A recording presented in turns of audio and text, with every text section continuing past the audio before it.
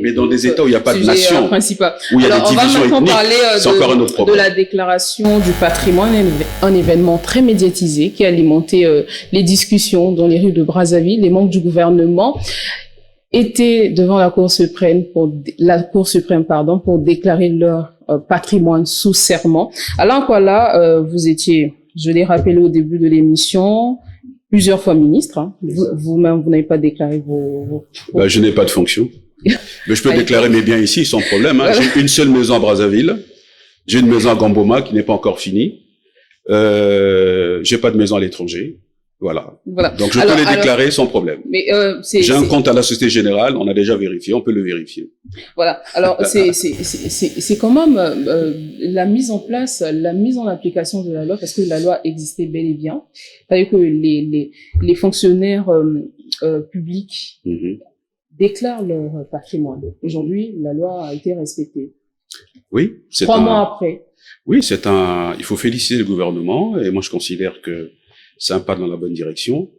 Du temps où j'étais au gouvernement, il y a eu énormément de conseils, de cabinets interministériels, conseil des ministres, pour d'abord travailler sur la loi, et ensuite travailler sur les textes d'application. Et je me souviens à l'époque, c'est Jean-Martin Bemba qui s'occupait donc de ce dossier. Énormément de débats, de discussions, etc. Et donc je suis heureux aujourd'hui que le Premier ministre Colline Makosso ait pu donc faire respecter cette disposition très importante. C'est un pas dans la bonne direction. C'est un pas.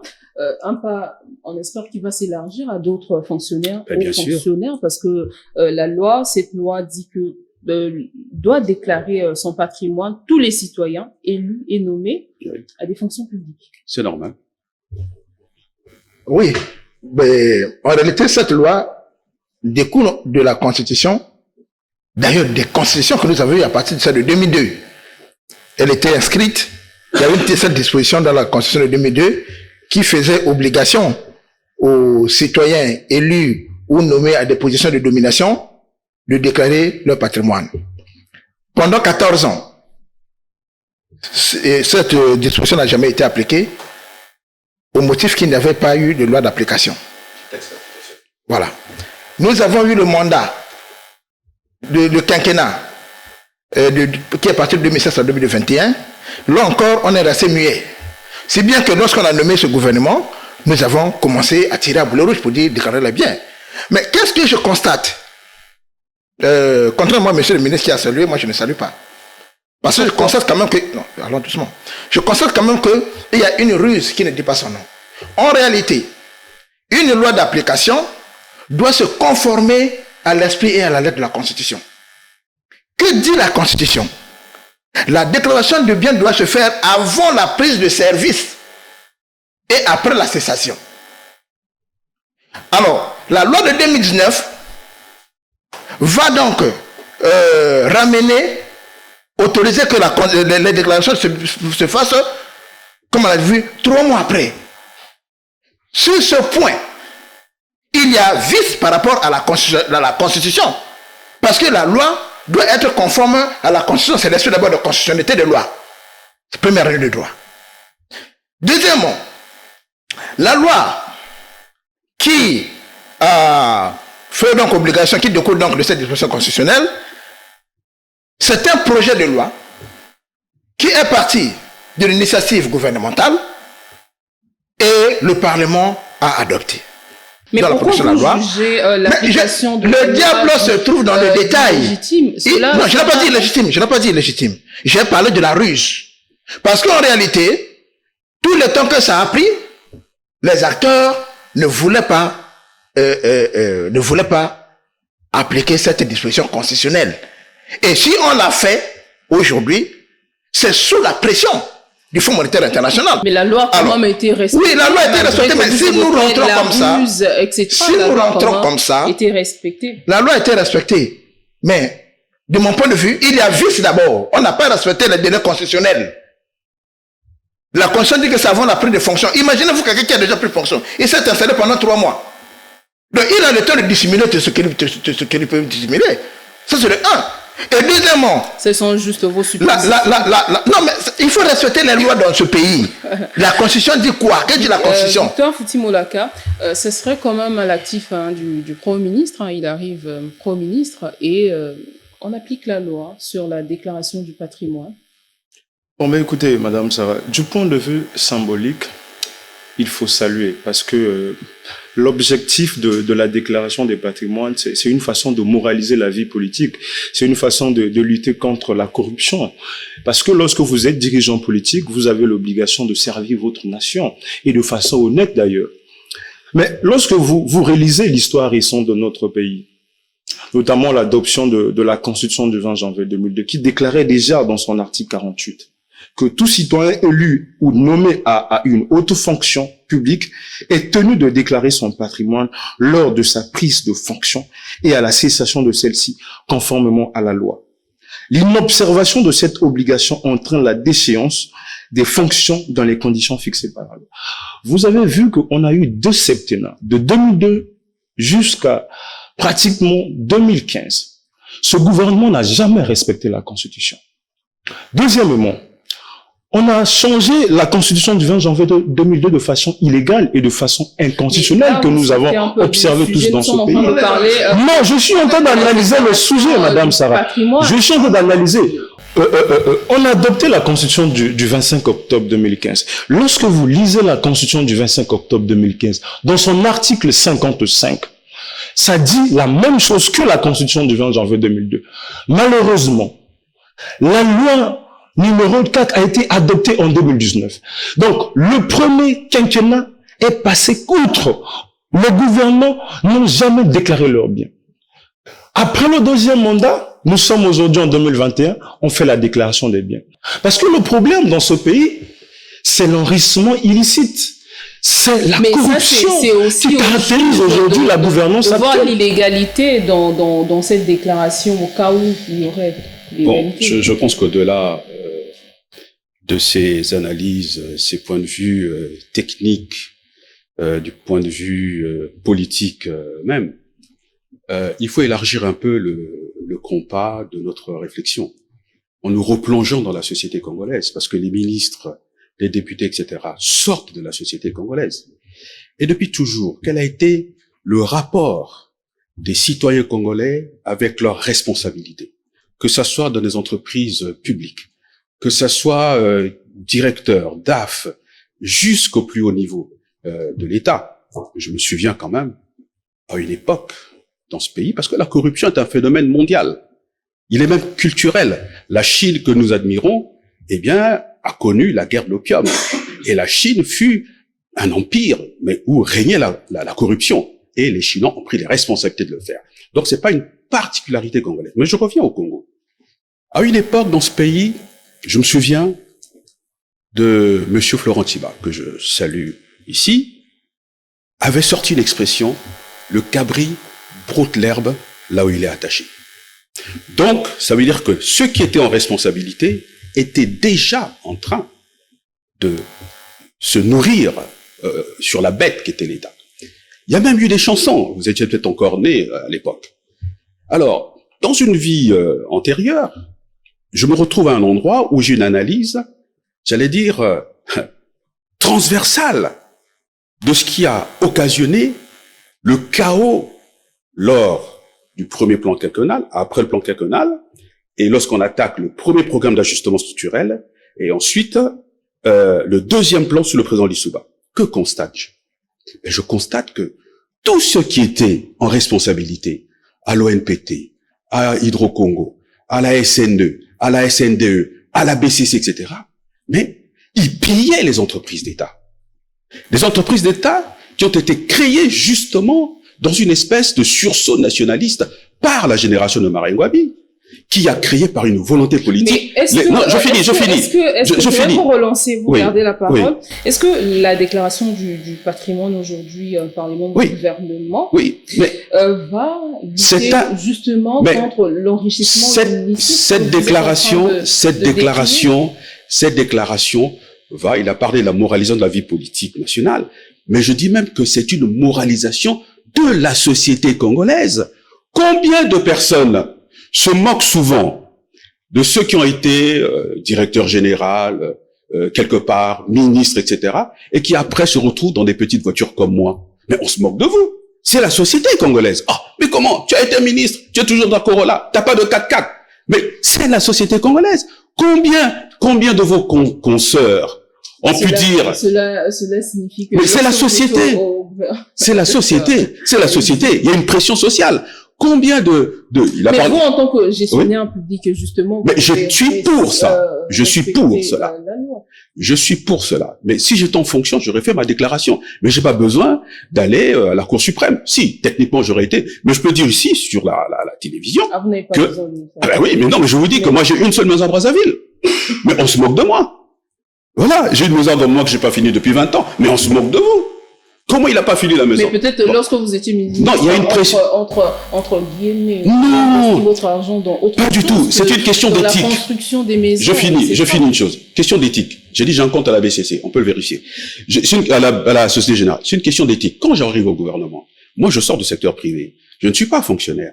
Mais est-ce que vous savez que les agents de l'État viennent me voir pour me dire vous n'êtes pas fonctionnaire, mais monsieur le ministre, vous pouvez redevenir fonctionnaire. J'ai dit, mais j'ai déjà 40 et quelques années. Non, on peut trafiquer l'âge pour que vous deveniez fonctionnaire. Mais j'ai refusé de le faire. C'est ça, la corruption. Donc, nous sommes dans une société où on pense qu'évidemment, le sommet de la pyramide que constituent les ministres, etc., doivent être concernés par la corruption ou par cette loi. Mais en réalité, c'est toute la société congolaise. Et les grands pays qui ont avancé, à un moment donné, ont réussi, il a parlé de Singapour tout à l'heure, ont réussi à faire en sorte que, dans la construction de la nation, on laisse la place au mérite, au talent, au travail, à la rigueur. On récompense, dans les règles de l'art, ceux qui effectivement produisent de la richesse pour le pays. Et c'est comme ça qu'une nation se développe. Donc, ce qui vient de se passer, je crois que c'est une première également en Afrique. On peut compter quand même les pays africains qui ont mis ça en place. C'est peut-être pas parfait pour les autres, mais c'est de la loi, les Congolais attendent à ce que cela s'élargisse. Et pour plusieurs Congolais, on pensait que ça allait être une déclaration publique, que les gens allaient citer leur richesse, alors que ça a été sous serment. C'est sous serment et sous scellé. Mais ce qui est sûr, c'est que plus rien ne sera comme avant. C'est-à-dire, désormais, on sait que les prochains gouvernants du pays, devront passer justement par cette étape. Est-ce que plus rien ne sera comme avant dans le pays? Bon, je comprends l'optimisme de mon aîné à quoi là. Mais laissez-moi dire que je ne crois pas du tout. Je ne crois pas du tout. Le ministre a évoqué la sociologie congolaise. Oui, mais il y a ce qu'on appelle la sociologie du droit. Il faut donc faire des lois en tenant compte de votre sociologie. Lorsque vous avez déclaré, vous avez inscrit dans l'ordre institutionnel et juridique qu'on doit déclarer le patrimoine, ça veut dire que, puisque ça émane du gouvernement, vous avez estimé que ça correspond parfaitement avec notre sociologie et ça peut marcher. D'ailleurs, ce qu'on appelle en français détournement, si vous voulez appeler ça dans votre langue, vous appelez ça quoi? C'est fou, ouais. Le détournement, c'est fou. En bouche, on appelle Yiva. Je ne sais pas comment on appelle en lari. C'est le vol. Et je ne connais aucune société au Congo, aucune communauté ou bien aucune nationalité au Congo qui fait l'éloge du vol. Chez les Gongoulous, où j'ai un sang, où j'ai des affinités, puisque je suis aussi Gongoulou, lorsque vous volez, tout comme chez les Mboché, lorsque vous volez, on vous bannit de la société. Mais ce que nous vivons aujourd'hui, c'est le résultat de l'état néocolonial que nous avons hérité.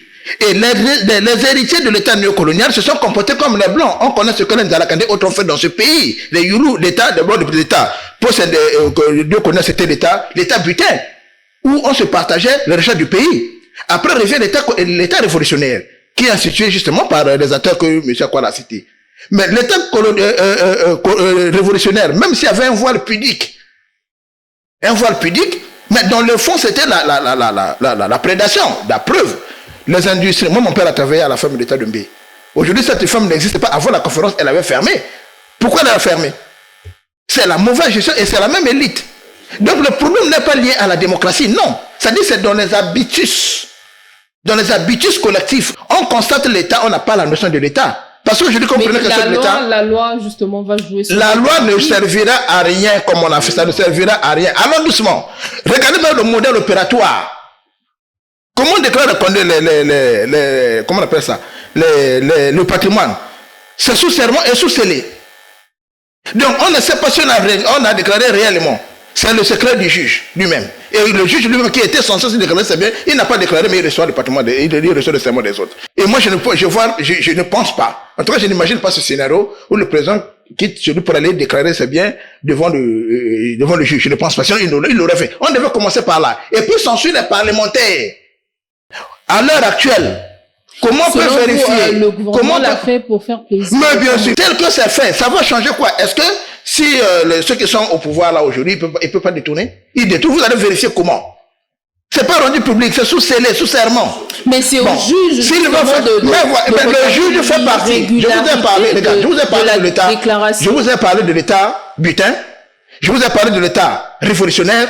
Et après, il y a eu l'État milice. Et là, c'est l'honorable Ondéakira qui décrit ça dans son ouvrage. L'État milice, c'est ce message de l'époux. Et l'État milice qui va se succéder par l'État cartel dont je parle. Une partie de l'État milice qui s'est constituée en cartel. L'objectif, c'est quoi? Tout ce que nous avons connu, c'est la bataille autour. Constant et malgré votre scepticisme. Je suis sceptique. C'est de la sceptique. Le Premier ministre, quand même, dans son discours, avait évoqué la restauration de l'autorité de l'État. Et alors, qu'est-ce qui s'est passé depuis la Vous avez assez parlé, Constant Ibarapéa. Victor Fouti. Madame Omangia, vous savez, j'ai suivi le ministre Akwala. Il a parlé de la réalité congolaise. En réalité, quand vous faites une analyse systémique de notre pays, vous allez remarquer que nous sommes dans un état où la corruption a pris le dessus sur tout. Tout ce que nous faisons se base sur la corruption. Je suis d'accord lorsque vous faites une analyse systémique. Mais vous savez, dans une société, ce sont les hommes politiques qui doivent imprimer le rythme à la société. Dans d'autres cieux, l'homme politique, c'est le modèle de la société. On ne devient pas homme politique pour s'enrichir. On devient homme politique parce qu'on a eu une conviction pour servir son pays. Vous allez remarquer que dans les grandes démocraties comme les États-Unis, dès lors que vous avez un problème de corruption, vous êtes banni de la scène politique. Parce qu'on estime que c'est l'homme politique qui doit imprimer la marque à la société. Mais ce n'est pas le cas au Congo, où vous avez aujourd'hui des dirigeants politiques qui sont plus riches. À tout moment ici, je vous relève souvent la loi de 2009 sur la corruption, la concussion et d'autres infractions assimilées. Et je suis en train de faire mes recherches de thèse sur l'enrichissement illicite. Mais lorsque vous lisez l'article 20 de la loi de 2009, l'article dit quoi? Sera connu coupable de crime d'enrichissement illicite et puni de la réclusion pour une durée allant de 5 ans à 10 ans, au plus, sans possibilité de bénéficier d'un produit des travaux effectués, tout agent public, personne chargée d'une mission de service public, personne investie dans un mandat public électif, tout dirigeant mandataire ou salarié d'entreprise publique, ou toute autre personne qui ne peut raisonnablement justifier l'augmentation substantielle de son patrimoine par rapport à ses revenus légitimes. En réalité, Madame Sarah Mangia, vous évoquez tout à l'heure si que on arrive, d'imprimer, effectivement, si on arrive, Madame Sarah, si on arrive à mettre en exergue cette loi, en réalité, nombreux de ces agents publics iront en prison. Parce que dès lors qu'on constate que vous construisez des maisons ici et là, et que vous êtes dans l'incapacité de justifier de manière substantielle vos revenus, automatiquement, vous devez aller à la maison d'arrêt. Mais malheureusement, on n'applique pas la loi. Le problème du pays, c'est quoi? C'est que nous ne respectons pas les lois de la République et nous n'avons pas des dirigeants qui sont éthiquement corrects. Nous venons avec l'optique de s'enrichir. C'est ça qui bloque aujourd'hui l'évolution du pays. Quel est le modèle de réussite au Congo?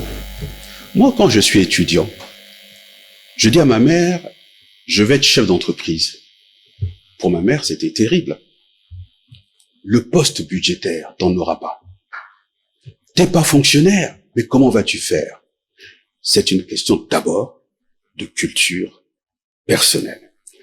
Tous les Congolais qui ont, en quelque sorte, qui ont été des références de réussite sociale, ont toujours été des fonctionnaires, ensuite dans la politique. Tous ceux qui militent dans les partis politiques, mais deviennent plus ou moins aisés, les leaders des partis politiques au Congo, etc. Donc, vous avez raison de dire que au Congo, la politique est considérée par tous les Congolais, il faut le dire, comme le prolongement du statut de fonctionnaire pour devenir un jour aisé financièrement. Mais c'est parce que les Congolais voient lorsque on est nommé à des fonctions politiques. Je dis, ça remonte à l'indépendance. Quand vous avez des jeunes qui, à 22 ans, 23 ans, 24 ans, sont des ministres, ils n'ont rien fait comme boulot dans leur vie. Ils savent pas comment gagner leur vie. Ils ne savent pas comment gagner leur vie. Que font-ils? Après, ils s'incrustent.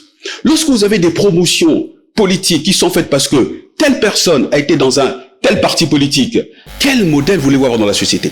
Donc, c'est quelque chose qu'on doit revoir, si vous voulez, dans les racines même, si vous voulez, des premiers jours de notre vie politique et notre indépendance. L'État colonial, et je finis par là, l'État colonial dont parle notre frère, oui, il y a une analyse sociologique, même une spéculation sociologique.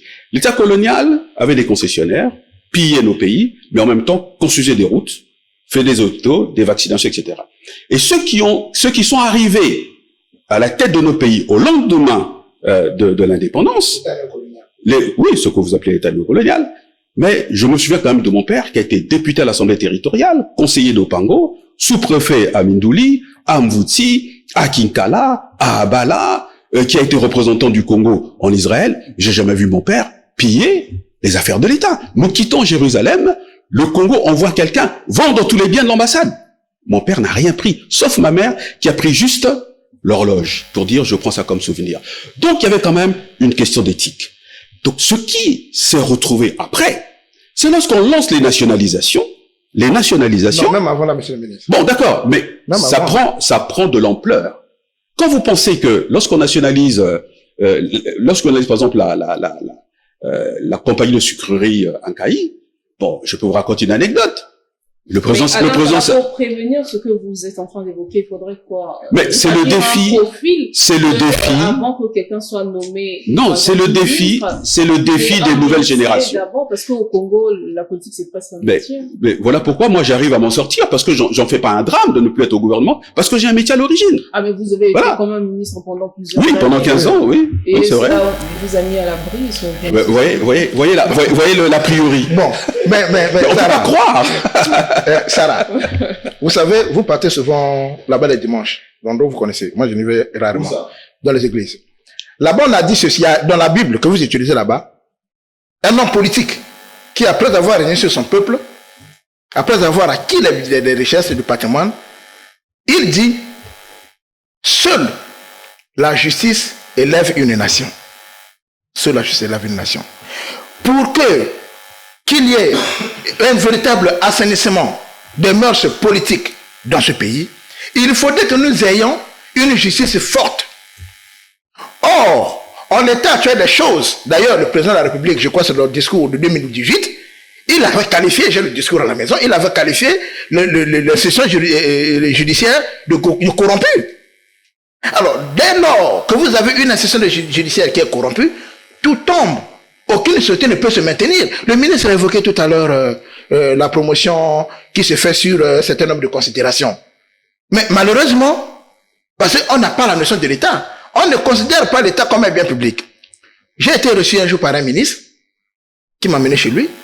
Pendant qu'on rentre chez lui, il y avait plein de 40-50 personnes dehors. Et lui me dit, et ça rejoint donc ce que disait monsieur le ministre, disons, le modèle social.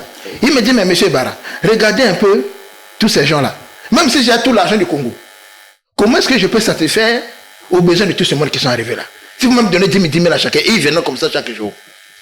Il faut créer une économie réelle. Maintenant, c'est ça donc. Il faut créer sortir de la prédation. Il faut sortir de l'économie de prédation, ça c'est le 1. Deuxièmement, il faut sortir de l'économie de rente et prémondière. Et là, vous avez raison, parce que depuis la nuit des temps, nous sommes dans une économie de rente, le pétrole. Donc, ça entraîne quoi? Une culture de rente. Exactement. On ne fait pas d'efforts, on est assis, l'argent arrive, et de la culture de rente, on arrive à la culture de corruption. Exactement. C'est ça. Donc, le problème, c'est à ce niveau. Les gens qui viennent demander l'aumône, j'en ai vu devant son portail, bon, j'en ai vu un peu partout, ils viennent attendre. Et quand vous ne donnez pas, on dit, à Kabakate. Ou bien il a des doigts crochus. Après Satalaté. Après Satalaté, c'est quand vous donnez. Mais vous voulez, de celui qui a après Satalaté, la prend où? Et là, vous me rejoignez dans l'analyse sociologique. Oui, je suis d'accord. Mais sauf que c'est le gouverneur qui doit imprimer la marque. Monsieur le ministre, Oui. Gouverner, c'est agir sur les actions Exact. et conduire les conduites. Voilà pourquoi je parle de l'autorité de la loi. Mais Et à partir de ce moment-là, si nul n'est au-dessus de la loi, comme nous voyons dans certains pays, vous avez, on ne dit pas que en France la corruption n'existe pas, on connaît l'affaire Karachi, on connaît beaucoup de, mais dès que vous êtes pris la main dans le sac, on vous évacue. Or ici c'est pas comme ça. Je disais tout à l'heure que l'État milice qui s'est substitué, qui a été succédé par l'État cartel, fait en sorte que les gens agissent en réseau, en solidarité. Vous prenez par exemple le juge. Le juge, même si formellement on dit que la justice est indépendante, mais ils sont quand même sous l'autorité, par exemple le parquet est sous l'autorité du ministre de la Justice. Donc concrètement, on ne peut parler réellement d'indépendance de la justice. Et la solution serait une justice indépendante. Une justice indépendante et que la sanction s'en suive. Et deuxième et le dernier élément, ceux qui arrivent aux affaires doivent être des modèles. Comment quelqu'un qui a fait la prison, au lendemain, on dit qu'il a fait la prison, par exemple, pour détournement de fonds. Nous en avons vu pendant la transition et pendant la conférence nationale. C'est les mêmes gens qui, 5 années plus tard, sont devenus ministres. Bon, des gens qui, dans le quartier, tout le monde sait. Bon. Le cartel se constitue à travers les liens de socialité et de sociabilité qui font en sorte que, bon, écoutez, on fait comme on fait. Madame, à propos du modèle social, je ne partage pas le point de vue des Barapéa et du ministre Akwala. Je pense que le modèle social que nous faisons allusion ici a été créé par les hommes politiques. Quand vous avez des députés qui vont distribuer des sacs de riz, des t-shirts pour se faire élire, on inculque déjà dans le suspension du Congolais que l'homme politique, c'est celui qui va distribuer des sacs de riz, tout ça. Qu'est-ce que vous attendez du peuple? Ce modèle social a été créé par l'homme politique. Et on a fait croire à la population que l'homme politique, c'est celui qui a l'argent. Excusez, monsieur le ministre. Et voilà. Et la confusion que nous faisons ici de responsabilité. Les hommes politiques, vous voulez dire que les hommes politiques ont vendu de l'illusion? Oui, mais effectivement, c'est ça le problème. Le modèle social a été créé par l'homme politique. Maintenant qu'on a fait le constat, maintenant qu'on a décidé, on agit comment? Eh bien, excusez, je suis en train d'arriver. Ce sont les futurs hommes politiques qui doivent changer. Excusez, monsieur, nous allons changer cette manière de faire. Excusez, monsieur le ministre. Deuxièmement, les gens doivent le savoir. Lorsque vous êtes nommé à une fonction étatique, l'État vous met dans des conditions adéquates pour que vous puissiez servir l'État. Ça veut dire que vous êtes Victoire Fouti-Molaka, vous êtes nommé ministre de la République. Le ministre vous octroie une indemnité. Le ministre Akwala le sait bien. Une indemnité pour trouver, acheter les vestes, tout ça là. On vous met dans les conditions, dans le confort pour servir le pays. Non. Je peux me tromper. Non, vous vous trompez. Ok. Ça sont des légendes. Vous voulez me dire qu'il n'y a pas une indemnité? Il n'y a pas une indemnité? Non, moi j'ai commencé. Mais comment dans les décrets on nous dit que...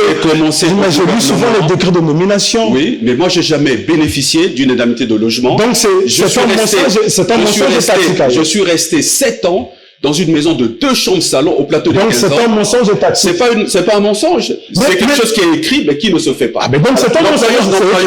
Donc vous me donnez raison. N'employons pas. Monsieur le ministre, voilà pourquoi. Laissez-moi aller au bout de ma logique. Laissez-moi finir. Vous avez 4 millions de rémunération au début. Chaque mois, un Congolais ne gagne pas 4 millions. Donc, vous êtes à 4 millions par an. Voilà pourquoi je vous dis que c'est un mensonge étatique. Mais voilà. Non, laissez-moi aller au bout de ma logique. J'ai commencé à 4 millions et j'ai fini à 10 000. Voilà. Je suis transparent. Ce que Victor Fouti évoquait tout à l'heure, c'est la norme en réalité. Celui qui arrive à accéder aux fonctions étatiques, il bénéficie des indemnités. Non, oui, justement, parce que j'ai l'impression quand on passe, je n'ai pas fini, madame. Non, c'est comme si vous arrivez au gouvernement et puis paf, il y a une cagnotte qu'on vous remet. Non. Quand vous accédez au gouvernement, vous êtes nommé, vous prenez vos fonctions, il y a des budgets qui sont là. Vous avez vraiment des avantages liés à votre premier salaire, c'est par votre premier salaire que vous vous débrouillez. Mais on ne dit pas que vous êtes ministre, voilà, mais chaque fois là, vous avez 30 millions pour les frais. Non, ça fait partie des légendes. Et ça crée des fantasmes dans le pays. Il n'y a pas d'indemnité. Voilà pourquoi je suis en train de vous dire que c'est un mensonge d'État, parce que lorsque vous lisez les décrets de nomination, on vous dit qu'il y a des indemnités qui sont prévues sur ça. Parce que je lis souvent les décrets de nomination. Deuxièmement, quand les Barapéa parlent des juges, le juge n'a que pour autorité la loi. C'est clair. Même si le juge est nommé par le président de la République, même si le juge est nommé par le ministre de la Justice, il n'a que pour autorité la loi parce que le juge ne prend des décisions tenant compte de la loi et c'est constitutionnel. Voilà. Et dans la culture, dans le subconscient des Congolais, on a fait croire aux Congolais que l'homme politique c'est celui qui est riche. Je suis contre la politique que certains acteurs politiques mènent ici, dans des distributions de sacs de riz. Plus tard que hier, j'ai vu un député aller octroyer des tables bancs dans les écoles, alors que ce ne sont pas des rôles de ces députés-là. On a fait croire à la population que c'est ça le rôle d'un député, c'est ça le rôle de deux. Il faut qu'on change la manière de gérer le pays parce que c'est le modèle social que nous-mêmes, acteurs politiques, nous créons et ensuite nous engageons la responsabilité du peuple. Je crois qu'on tourne un peu. Sarah, un élément, juste pour rectifier un peu ce que mon frère vient de dire. Vous savez, la politique, il y a ce qu'on appelle, pour les parlementaires, il y a ce qu'on appelle des fonctions manifestes et des fonctions latentes. Et on ne peut pas donc faire de reproches. Donc, si nous prenons en réalité les fonctions latentes à un parlementaire qui est un entrepreneur politique, et là vous pouvez lire Jean-Baptiste Lacam, le politicien investisseur, et un entrepreneur politique qui investit ses biens pour que ça puisse générer un bénéfice qui va récolter demain. C'est une corruption déguisée. Le bien, on ne peut reprocher que si l'argent a été détourné. Si avec ses propres fonds, il a gagné ses fonds honnêtement. Oui, bien entendu. En politique, il y a ce qu'on appelle la fonction manifeste de la sociologie politique. Les Max Weber en ont parlé. J'ai cité les auteurs ici, les Ortegoski qui en parlent. Donc, un homme politique, c'est un entrepreneur politique. D'un point de vue de la science politique, nous les appelons des entrepreneurs, des opérateurs politiques. Il agit comme un opérateur économique. Moi, je félicite ce député qui a offert des tables bancs. Il pallie à une défaillance du rôle de l'État régalien. Moi, je l'ai fait dans la deuxième mais oui, je sais, oui, d'accord, mais quand le gouvernement n'arrive pas à le faire, le jour où le gouvernement arrivera à le faire, d'accord. Mais lorsque vous êtes député, vous voyez vos compatriotes, à Nsampoko, à Mbaya, etc., des gamins qui sont pieds nus. Votre père revient de ce village-là. C'est parce que votre père a bénéficié de l'État colonial. Il a fait des études, il est venu à Brazzaville étudier. Mais pourquoi est-ce que ces jeunes, ces enfants, qui ont vu le jour au village, comme mon père, n'ont pas droit à l'enseignement? Si mon père n'a pas eu droit à l'enseignement, mais peut-être que je serais perdu aussi en ouais là-bas au village. Donc le député qui le fait, il le fait pas par corruption. Je l'ai fait moi, bien que j'ai été battu en guillemets aux élections législatives. Il le fait pour aider. Mais c'est simplement parce que la politique. La politique à l'origine. La politique à l'origine. La déclaration du patrimoine. Oui. Mais il s'avère qu'il y a des gens qui sont au gouvernement depuis longtemps.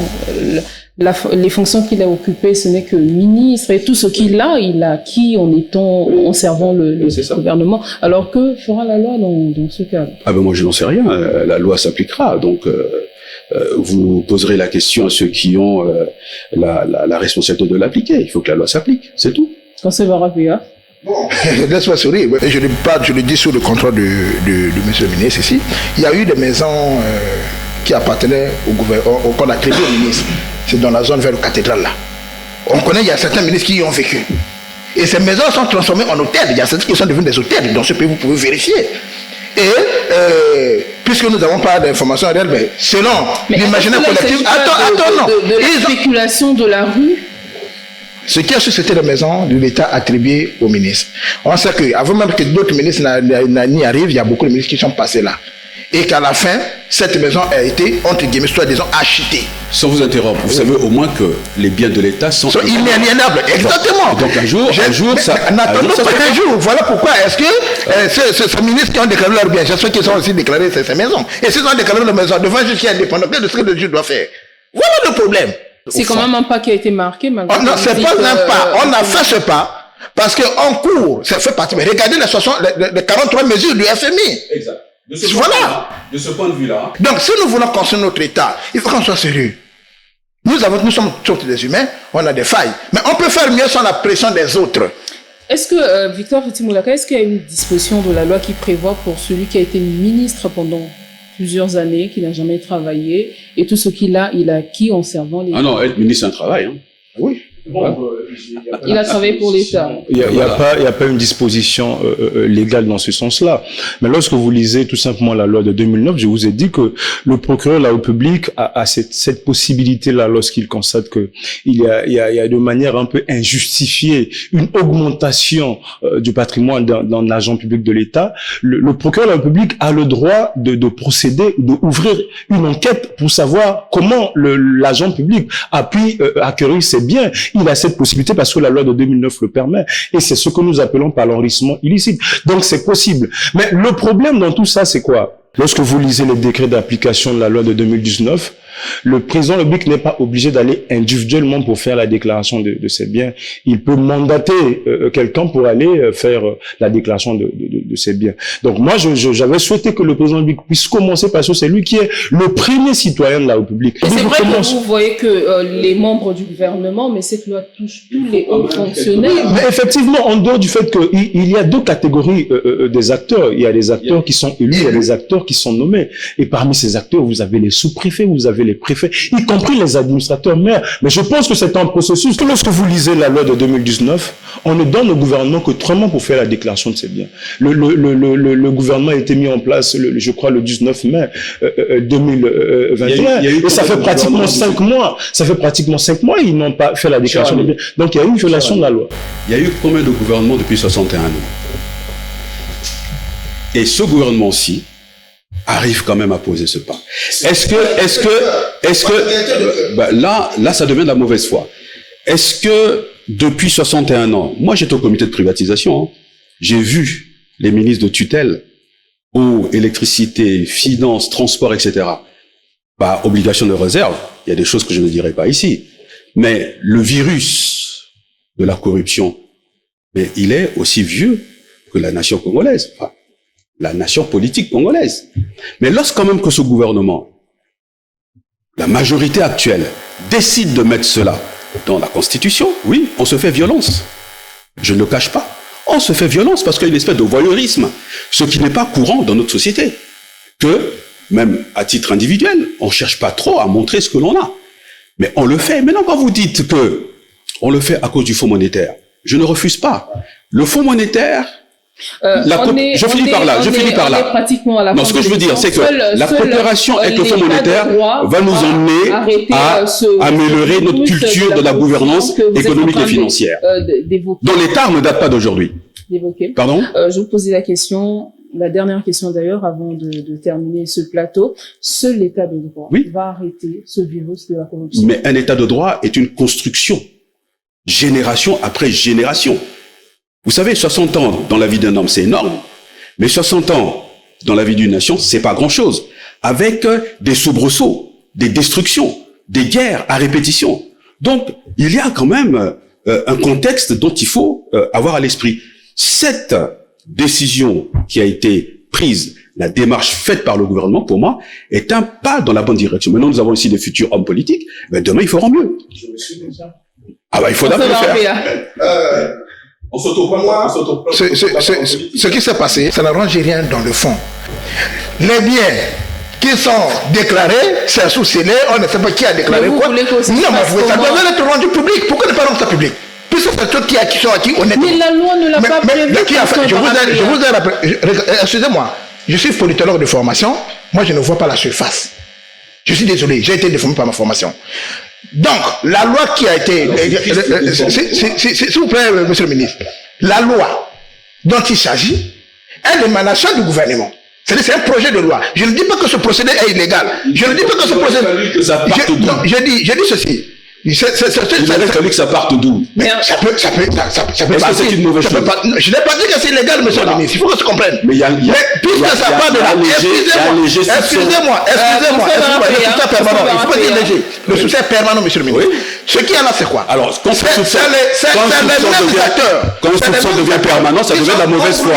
C'est les mêmes acteurs qui sont englués dans ce que l'on décrit, qui ont élaborer donc le projet de loi. Mais ils se font pour se protéger d'abord. Vous répétez. Ils se font pour se protéger. Merci. Voilà, la même question pour terminer.